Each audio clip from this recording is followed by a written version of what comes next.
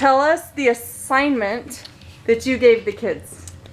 So, I told the kids that they were to write an obituary for the red crayon in the crayon box.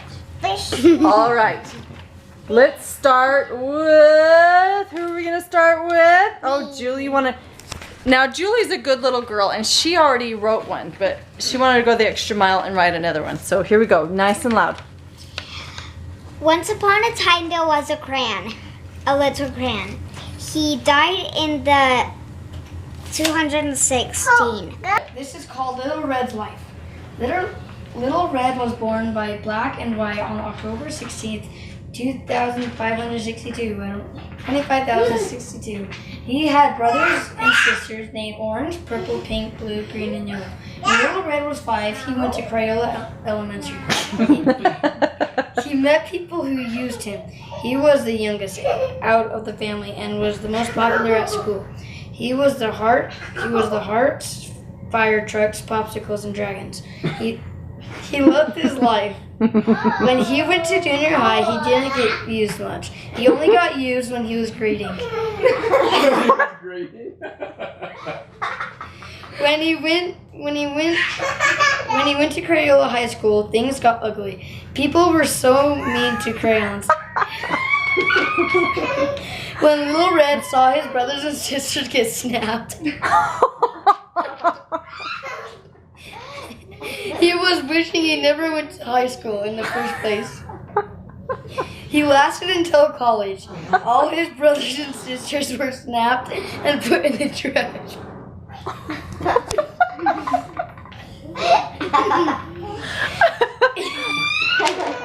In college, people were nicer than high school, but still clumsy. While a teacher was grading with him, she accidentally dropped Little Red.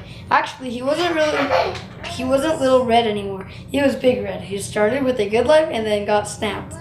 Big Red died at the age of 21. Died October 16th, 25,083. He was buried in the Crayola box where he was born. All right, Sherry, no pressure. I don't know if you can do better than that, but that was pretty good. It's kind of gory. Okay, you guys be quiet. I want to listen. Shh. Obituary. Rhoda the Red Crayon. On Tuesday just last week, Rhoda the Red Crayon was killed just a few minutes after first grade started, 9:10. Rhoda was getting very dull and short anyways. I think that the children knew it too. She died a cruel, unmerciful death. She was rubbed down to the last half an inch, coloring in a fire truck, and the remains were dumped into the extra crayon bucket. Witnesses to the scene were her succeeders, Otis the Orange Crayon, her husband, and Wanda the White Crayon, her daughter. Her family was watching in dismay as Tommy the first grader took Rhoda forcefully from her home, the crayon box, and was used the final time. Luckily, she was already dead by the time she reached the empty crayon bucket because the bucket got knocked to the ground shortly after she was placed inside. Had she still been alive, she would have felt her sad remains being snapped in two, which would have been an even more horrible death. Rhoda was born in the Crayola factory 1 month ago. She lived surprisingly long, saying she was with 6 to 7-year-olds. During her lifetime, she loved coloring in juicy apples and cold watermelon. She was first married to Ben the Blue Crayon, and their first child was Paige the Purple Crayon.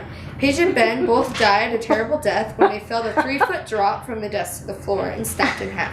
She later married Otis the Orange and adopted Wanda the White. She is succeeded by Otis and Wanda. Services will be held on May the 17th, the last day of school, when Rhoda and countless others will be given a memorable farewell, where their final resting place will be the garbage can.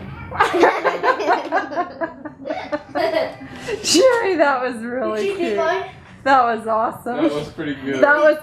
Are we a tiebreaker? I don't know. Maybe you could break the tie. That's not a competition. That's just really good. I like everybody's imagination. That was really elementary. I have to say, those were better than I thought they would be. Those are pretty good. Okay, I want to read, but Eve's got to stop crying. I am purposefully not letting Russell be in the frame because he is not dressed, and I can't get him dressed. Russell. Just so you know why I'm not letting him in. I can't Okay. wear my clothes. Okay, shh. Here we go. Roberta the Red Crayon was pronounced dead this week as she has gone missing from her Crayola crayons box since the card making events associated with Mother's Day 2015. This is not the first time that Roberta has gone missing, as she was previously missing and subsequently found under the couch cushion during Christmas of 2014 and in Eve's onesie in March 2015. Roberta is survived. True story. Roberta is survived by her relatives Patricia the purple crayon and Benjamin the blue crayon. Roberta will be remembered for her warm outlook on life, as she always seemed to add a little rosiness wherever she went. Her remarkable courage during the crayons in the nose incident was perhaps her most heroic and remembered accomplishment among her fellow crayons.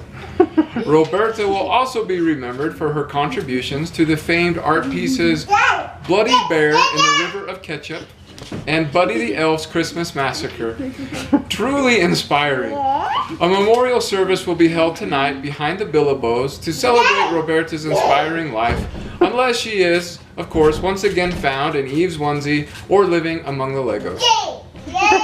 Yay! Yours. Thanks for watching our obituaries, and if you have any fond memories of the red crayon, feel free to comment down below. Thank you for watching.